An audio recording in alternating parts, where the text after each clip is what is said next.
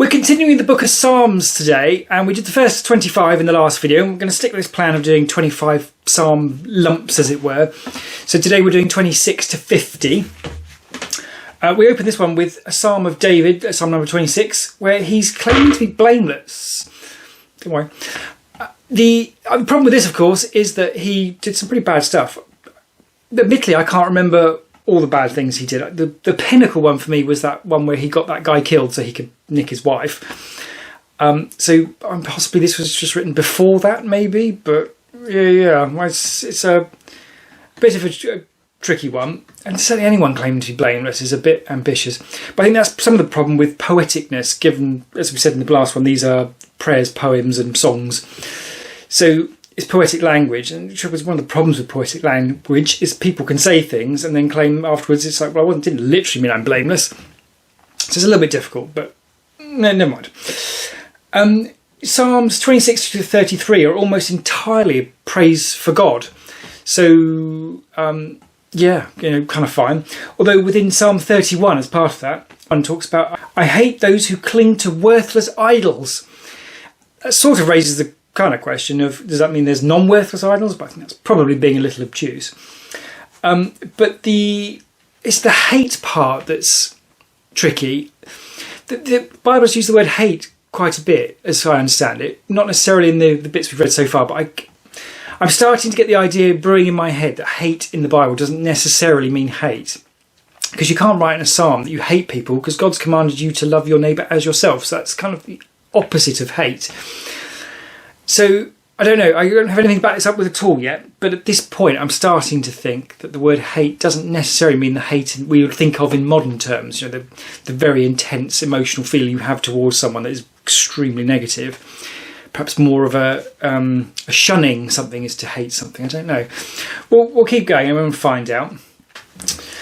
Psalm 34 is interesting, and it talks about David wrote writing this psalm, as he wrote a lot of these early ones. He talks about no one who takes refuge in God will be condemned. Which, that sort of makes sense in a biblical grand scale idea. The trouble is it notes that he says this whilst he's in Philistia, wherever the Philistines live, pretending to be insane because he's being chased by Saul or whatever it was ages and ages ago. So maybe that doesn't matter. It's just still saying something that could be true, but it's a bit difficult when someone's pretending to be insane saying stuff and then you write it down as actual biblical truth.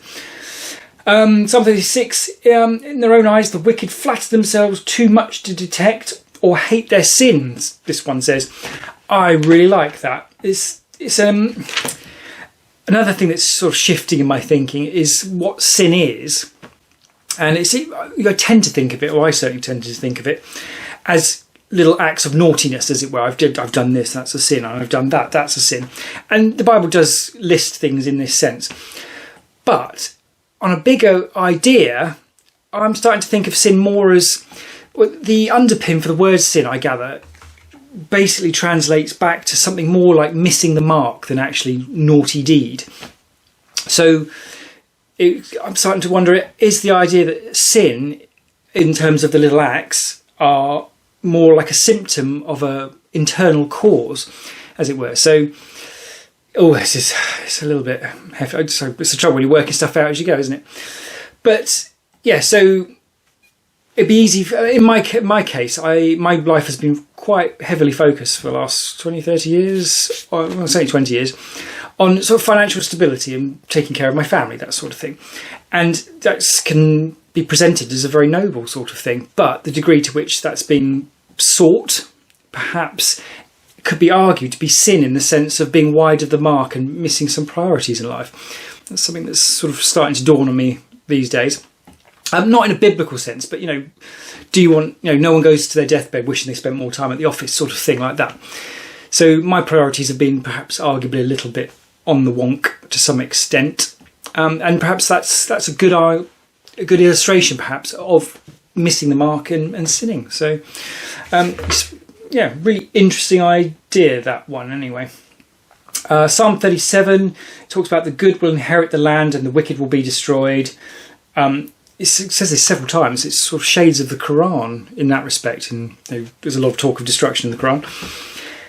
I suppose there's one thing to think that the Quran was written something like 1,000 years after these Psalms, or at least several hundred years after the Old Testament was complete.